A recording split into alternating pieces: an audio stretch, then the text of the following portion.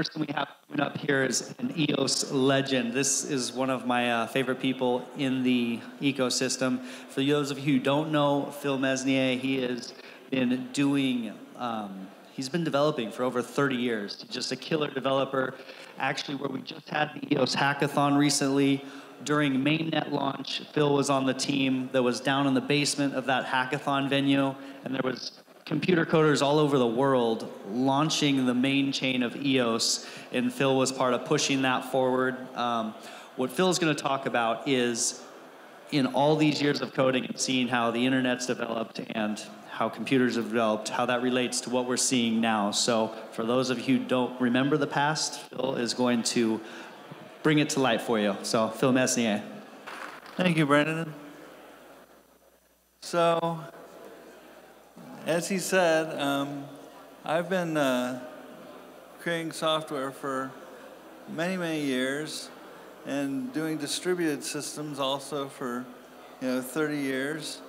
And I've seen a lot of things come, I've seen a lot of things go. So, how many of you have heard of HTTP? I hope everyone would raise their hand. How many of you have heard of Corba? A few of the old guys. But, why is it that everyone knows what HTTP is, but nobody knows what Corba is? And one of the things that was a difference is HTTP was a single unified protocol, and Corba started out with dozens of companies offering proprietary implementations that didn't communicate. What do we have with blockchain these days? We have Bitcoin, Ethereum, EOS, Ripple, Zcash, and half a dozen other fundamental different protocols. And this is sort of like... Okay, how's that? All right. And so what I've seen over the years, because I remember the time before HTTP and before Corba, and those things came out in the early 90s and had very different trajectories. When they started, people were very excited about both technologies. So HTTP and HTML and websites. I can remember actually, I hear a lot of echo. Anyway, there, is that better? Okay, so back in the early 90s was when websites were a new thing, and there was also some fracturing happening there, and Corba was a new thing as well, and both were very exciting. There were conferences and hackathons all based on these two new technologies. But then HTTP and HTML sort of unified and coalesced, and Microsoft got on board with Netscape and all the other standards kind of filtered together, and the other one, Corba, faded away. So, it's still around a little bit, but it's not exciting, it's not new, it's not interesting, and it's not used. And so one of the things that I see as a problem or a challenge for blockchain implementations is as we try to scale this technology, as we try to bring it to the next level, we really need to make sure that we're mindful of this past and the fact that so many technologies have come in with great promise and great vision and great speculation and faded away. So I think what we need to do, with blockchain is work on making it like HTTP and HTML rather than like Corba.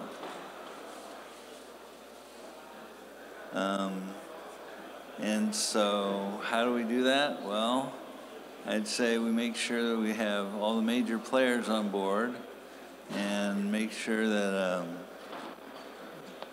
or we redefine what the goal is so that you can have multiple variations of the protocol that are able to coexist. And we need to keep making sure that what we do adds value, and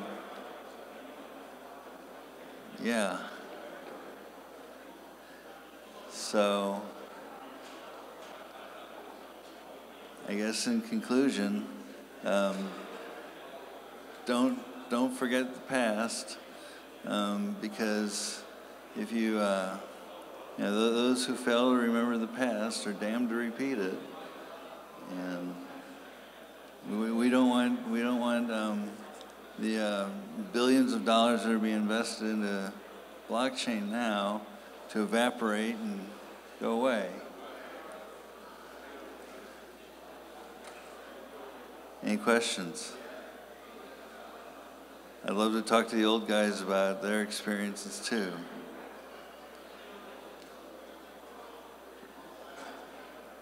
Any of the young people who are wondering about what all this Corba and HTTP business is?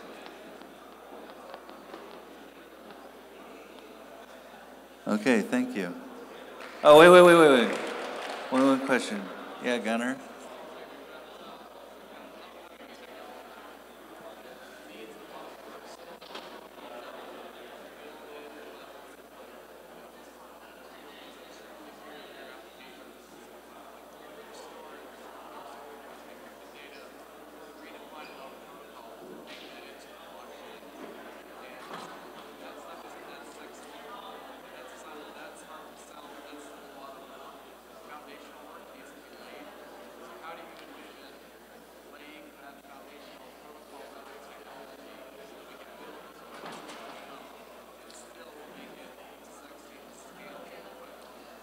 Okay, so the question is, there's a lot of infrastructure that's necessary to make sure that the technology succeeds, and how do we incentivize, because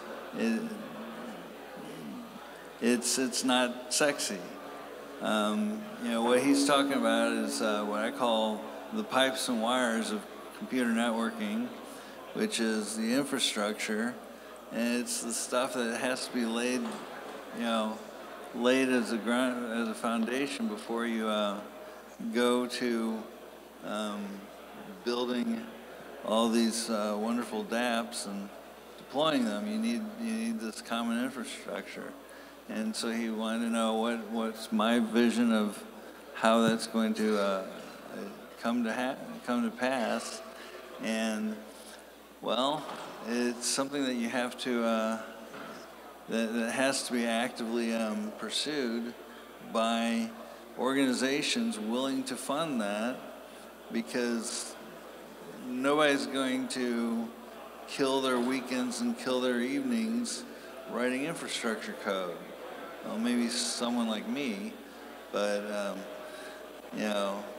most people are going to be interested in writing the next game or the next whatever. So I think that it's going to take an organization. It's going to take funding pools that it's a sunk cost. It really isn't something that investors, I think, are going to see a 20 or 30% return on investment on a standardization layer.